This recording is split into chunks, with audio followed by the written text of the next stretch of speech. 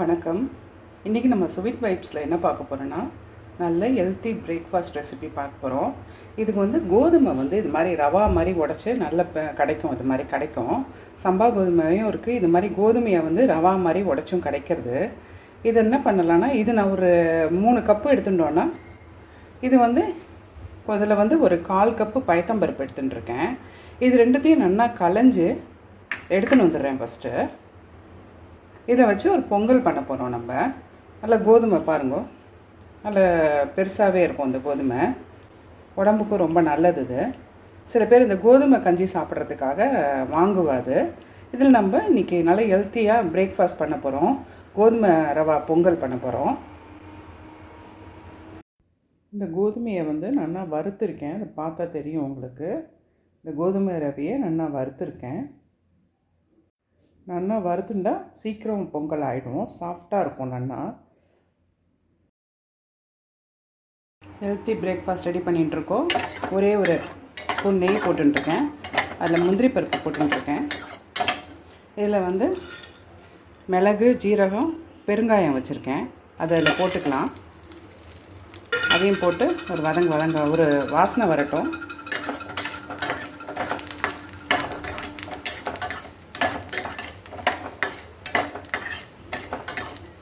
மிளகெல்லாம் வெடிக்கிறது. இந்த சூட்டுலேயே இதில் இஞ்சி, பச்சை மிளகா, துளியோண்டு பச்சை மிளகா போட்டிருக்கேன். கருவேப்பிலை போட்டிருக்கேன். அதையும் ஒரு வதக்கிக்கலாம். அந்த சூட்டுலேயே ஆகிடும். நான் அடுப்பை ஆஃப் பண்ணிட்டேன்.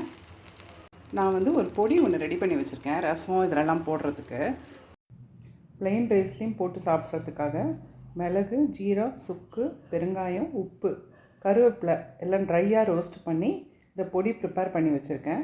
ஈவன் இது பொரியலில், ரசமில், கூட்டுலெல்லாம் போட்டால் ரொம்ப நல்லாயிருக்கும். இந்த இட்லிலாம், ப்ரோட்டீன் இட்லிலாம் பண்ணும்போது அதில் இந்த பொடி போட்டு பண்ணால் இன்னும் நல்லாயிருக்கும். போட்டுக்கிறேன். இஞ்சியும் போட்டிருக்கேன். இதையும் போட்டிருக்கேன். ஒரு கட்டிக்கலாம். இப்போ இதை நான் தண்ணி ஊற்றி நல்லா களைஞ்சிட்டு ஒரு 2.5 டம்ளர் தண்ணி ஊற்றி வச்சுருக்கேன். அதில் இதை அப்படியே கொட்டிக்க போகிறேன். நான் இதுலேயும் தேவையான அளவு உப்பையும் போட்டுடலாம். நம்ம இந்த ரவா ரோஸ்டட் ரவா ரோஸ்ட் பண்ணிட்டேன். நான் வாங்கிட்டு இந்த கோதுமையை நல்லா ரோஸ்ட் அந்த வரது இல்லையா, கோதுமை ரவையை நான் ரோஸ்ட் பண்ணிட்டேன். தேவையான அளவு உப்பு போட்டுக்கலாம். போட்டுண்டாச்சு. இப்போ இதை வறுத்துண்டாச்சு. இது எல்லாத்தையும் ஒன்றா அதில் போட்டுட்டு குக்கரில் வச்சு விசில் விட்டுடலாம்.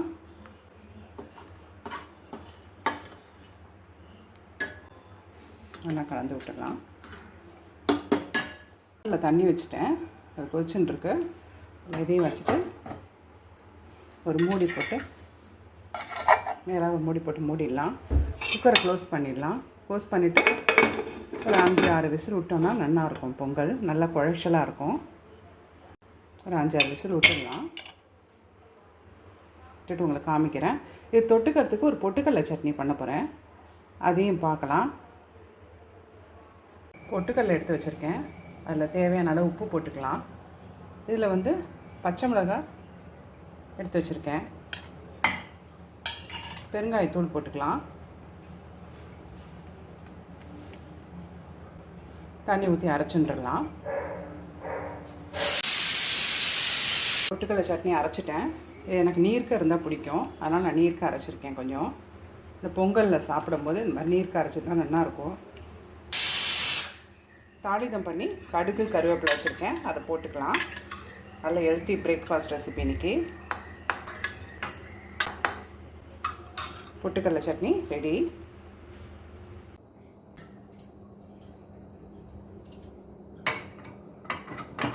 பொங்கல் நல்லா வெந்துடுத்து. சுட சுட பொங்கல் ரெடி ஆகிடுது.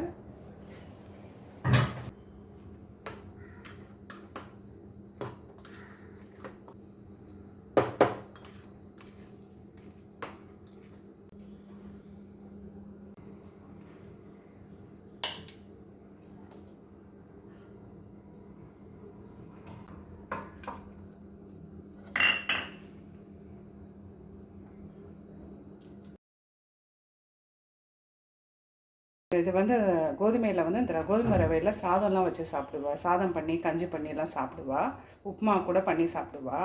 நம்ம இன்றைக்கி வந்து பொங்கல் பண்ணியிருக்கோம். இது நல்ல ஹெல்த்தி பிரேக்ஃபாஸ்ட்டு.